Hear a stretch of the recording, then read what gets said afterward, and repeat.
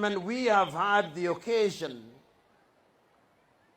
of listening to many speakers talk about the value of education. And I have no doubt in my mind that nobody can debate against the value of education. It is not lost on me that the theme of this particular prize-giving come Education Day is education for the global arena.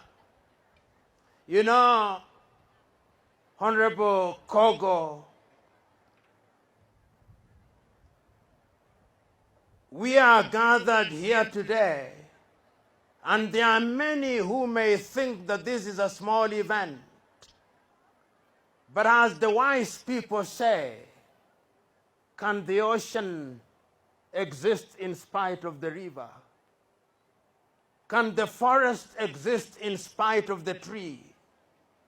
And can the river exist in spite of the little droplets? The truth is that our little efforts is what contributes to the big things that we do.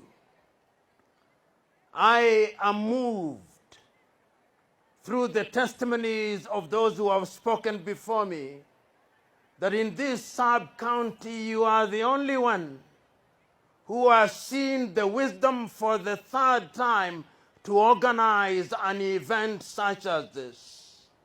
In other places, when I said things such as I've said about you, and my audience carried their hand, they would have clapped for you. But it appears to me that this audience has not. You are to be praised. I'm also happy that you have succeeded in putting together all the sectors of education in this part. I've had the advantage of listening to professors of universities. I've had the advantage of listening to the trade union leaders representing different cadres of teachers in the country and in the region. I've had the advantage of listening to the local politicians. I've had the advantage of listening to my good friend, the governor of Nandi.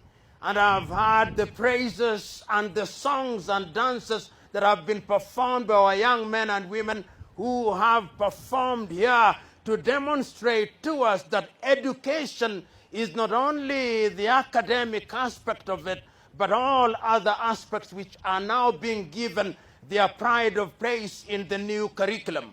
We are praising you and those who have worked with you, and we want to encourage you because this is the generation that will ensure that our country realizes our potential. You know, when I read history, and many of us will remember that history, it was said that on the eve of independence, we had identified three enemies. That we had identified poverty, we had identified disease, and we had identified ignorance.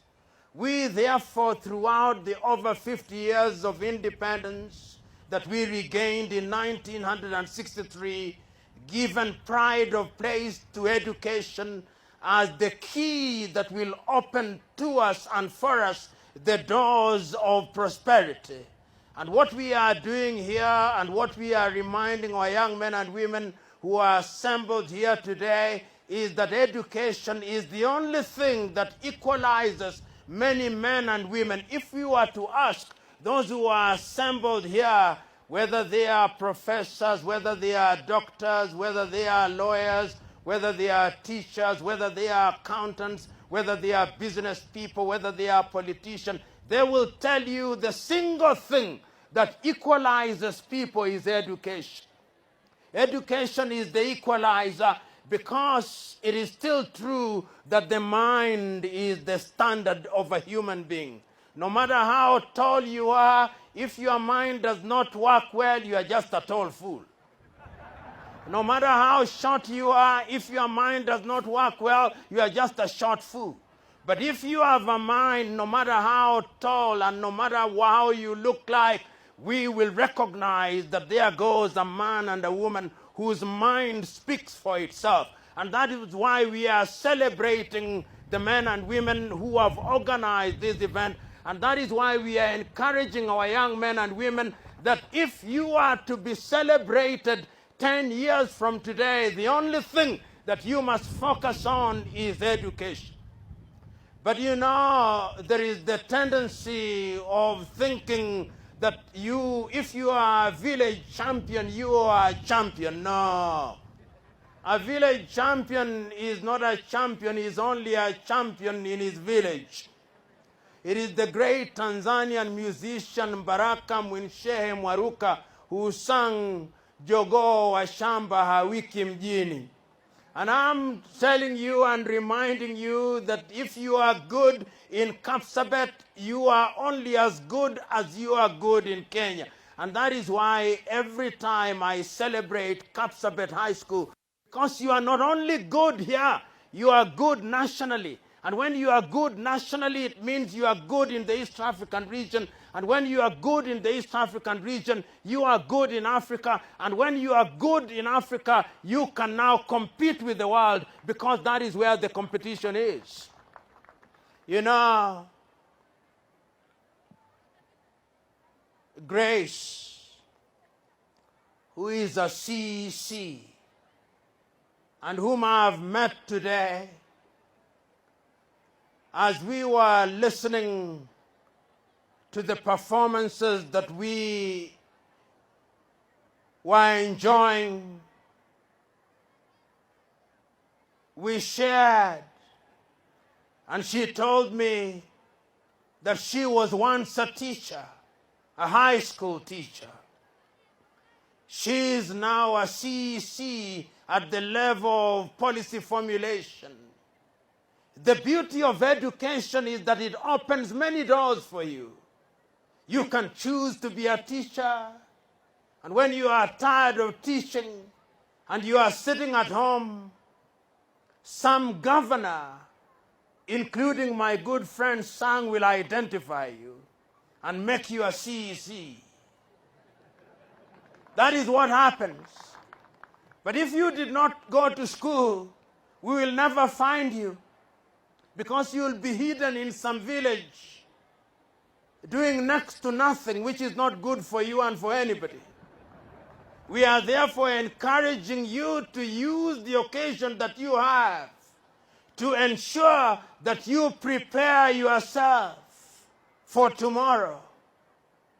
The professors who are here will tell you, and I'll name them by name. Professor Ngala was sitting comfortably in his rural home and sometimes in Mombasa. Then, because he went to school, the President of the Republic of Kenya and other institutions saw the wisdom of choosing a wise man, and behold, he is the chair of Koitalel. If he was a beach boy in Mombasa, he would be walking half naked, being useful to nobody except himself. But today we are celebrating him because of education.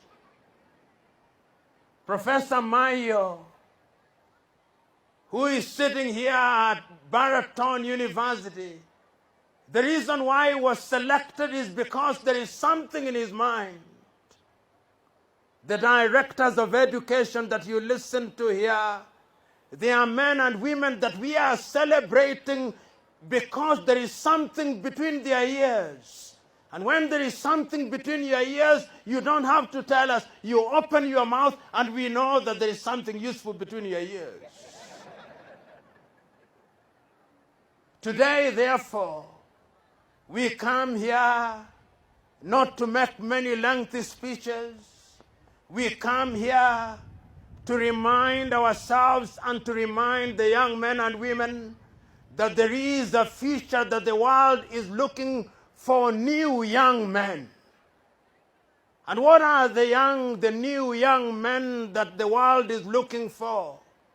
The world is looking for new young men who are disciplined.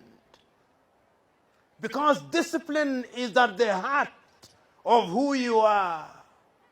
No matter how educated you are, no matter how rich you are, if you do not have the gift of discipline, then you are a danger to society.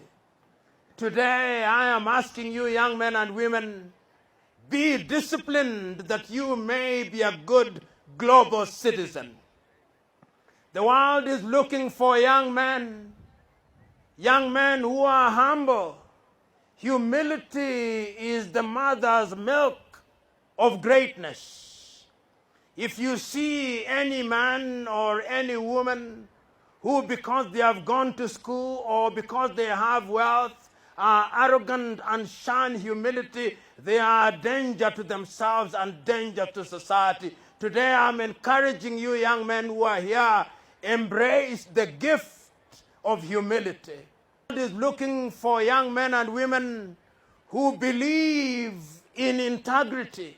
No matter how clever you are, no matter how rich you are, if you have no integrity, then you have no value to your society. Today we come here to celebrate you because we hold the view that education is going to give you the integrity that you need in order to survive in the world. The world is looking for young men and women who are respectful, because respect is reciprocal and is earned. You know, many of you who are in positions of authority and have applied for jobs and opportunities, sometimes when you ask for a job elsewhere, they ask you to get a letter from your high school, a letter from your primary school. That is when we discover that you are expelled in every school that you visited. And even if people wanted to employ you, they think this is trouble personified. What we are encouraging you, young men and women, is that you must have a good school living certificate from your primary school. You must have a good living certificate from your high school.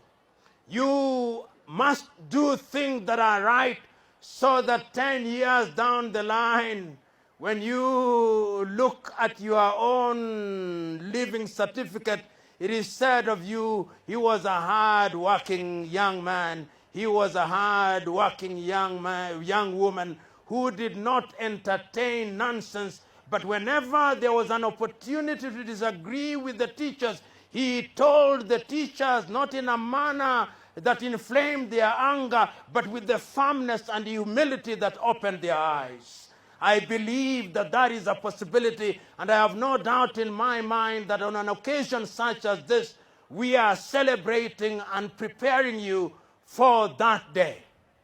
That is the man, that is the woman that education should prepare. As I conclude, because conclude I must, we must therefore ask ourselves, are we prepared for the future?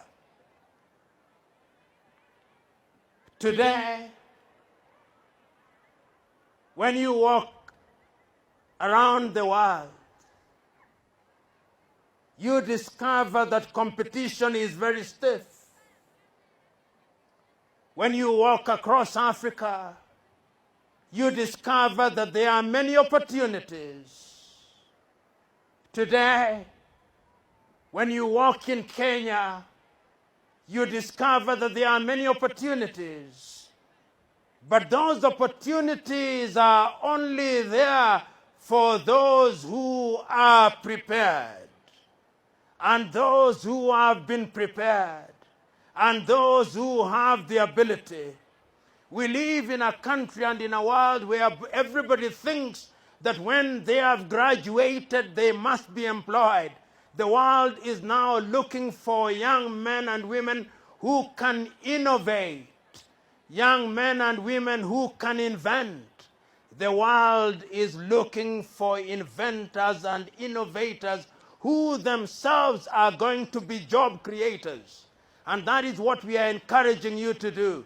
my understanding of the competency-based curriculum, which I'm still learning many things about, is that whichever talent you have, nurture that talent.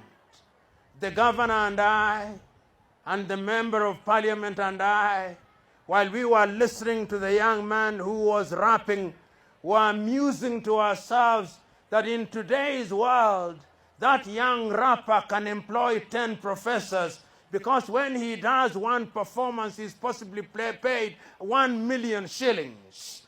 There is money in your talent. If you are to be a good musician, be a good one who is celebrated across Africa. If you are to be a good runner, be a good runner like your kinsman Eliud Kipchoge. I'm quite certain that if Eliud Kipchoge were to come here, he could very easily, and I wish he was here, he could very easily give each one of us on the dais about 1 million bob. And his account would not even be disturbed.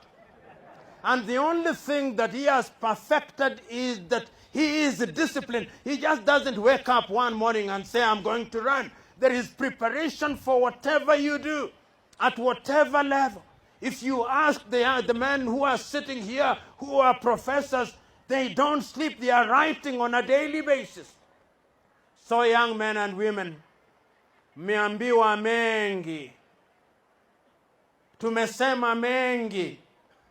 Kama chiriku aliyekunywa maji ya chooni Bwana Ngala. Lakini nikimalizia nitasisitiza hivi. Siri ya kujiendeleza kibinafsi ni lazima uwe na nidhamu. Lazima uwe ni mtu wa kujinyima, kwa kuwa Waswahili wanasema mchumia juani hulia kivulini. Mkiwa shuleni mnachumia juani. Wakati wa kulia kivulini na wakati wa kusifiwa na wakati wa kushabikiwa na wakati wa kusherehekewa itakuja. Ndiyo maana unaona hawa wenzetu hapa tunawaenzi, tunawasherehekea. Bwana Kogo akisimama, makofi tunazompa ni tofauti na makofi za kawaida. Kwa kuwa ni daktari na mbunge, alichumia juani, sasa anakulia wapi? Bwana Sang alijinyima, amechumia juani, sasa anakulia kivulini. Sikumuona akiingia Bwana Sang, lakini akitembea katika mabarabara ya Nandi anatembea kwa ving'ora. Kuna magari ambayo yanamtangulia. Kuna maaskari ambao wanampa salute. Kwa nini? Kwa kuwa alichumia juani, sasa anakulia kivulini. Profesa Misoi, ukienda ofisini kwake, utapata ofisini kwake, sikuingia hata bado sijaingia ofisini kwake, lakini katika sebule lake, sebule tu ya kuwakaribisha wageni, nilipoingia tu pale, ndizi na mahamri alichumia juani, sasa anakulia kivulini. Ili mradi ukichumia juani unakulia kivulini. Na ndio tunawahamasisheni ya kwamba siku hizo zaja na zitakuja kwa juhudi, na juhudi hizo lazima mzifanye nyinyi wenyewe. Waalimu tayari wanafanya juhudi. Wao wanakuja darasani, wakija darasani kila mwisho wa mwezi fedha zao zinaingia katika akaunti zao. Walichumia juani, wanakulia wapi? Kivulini. Kuna makasisi, kuna maaskofu hapa katika kanisa mbalimbali. Msifikiria kwamba tu walionekaniwa na Bwana, la hasha. Bwana aliwaonekania, lakini pia walienda shuleni. Ndio Bwana siku hizi anaonekania wale ambao wameenda shuleni. Hii mambo ya kwenda kama Paulo ukienda Damaski kisha atajitokeza ghafla bin huu, siku hizo alikatiza mtindo huo. Mtindo wa sasa ni ya kwamba lazima uende shuleni, ukisha panuka katika akili ndio Bwana atakuonekania, sivyo makasisi? Kwa hivyo ndugu zanguni, asanteni sana. Ninasisitiza ya kwamba nina hakika ya kwamba hatua ambazo zimechukuliwa na wazazi na waalimu na wahusika wote, wadau wote, ni hatua ambazo zinastahili kushabikiwa, na ni ukweli usiopingika.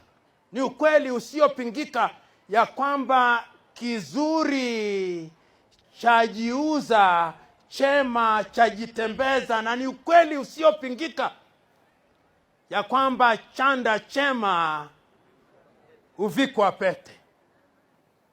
Daktari ndugu Kogo, wewe ni chanda chema, tunakuvika pete. Wanafunzi ambao walipasi katika mtihani, nyinyi ni vyanda vyema, tunawavika pete. Waalimu ambao mlishiriki katika kuandaa na kunoa vijana hawa, nyinyi ni chanda chema, mnastahili kuvikwa pete. Wazazi ambao mlijinyima ili kulipa karo, nyinyi ni chanda chema, mnastahili kuvikwa pete. Na mwisho kabisa, tukumbuke ya kwamba siri ya maendeleo ni vijana wenye malezi bora, siha njema na bongo kali. Vijana hawa nina hakika, nikitumia mfano wa Kapsabet, wana siha njema, malezi bora na bongo kali. Mungu awajalie leo na siku zote za usoni. Na nyote ambao mnapendana, kongole siku hii ya wapendanao.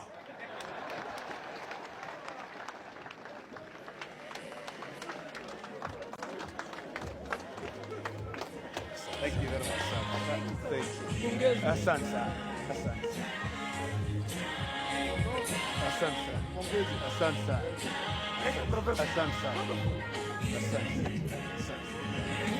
Thank you.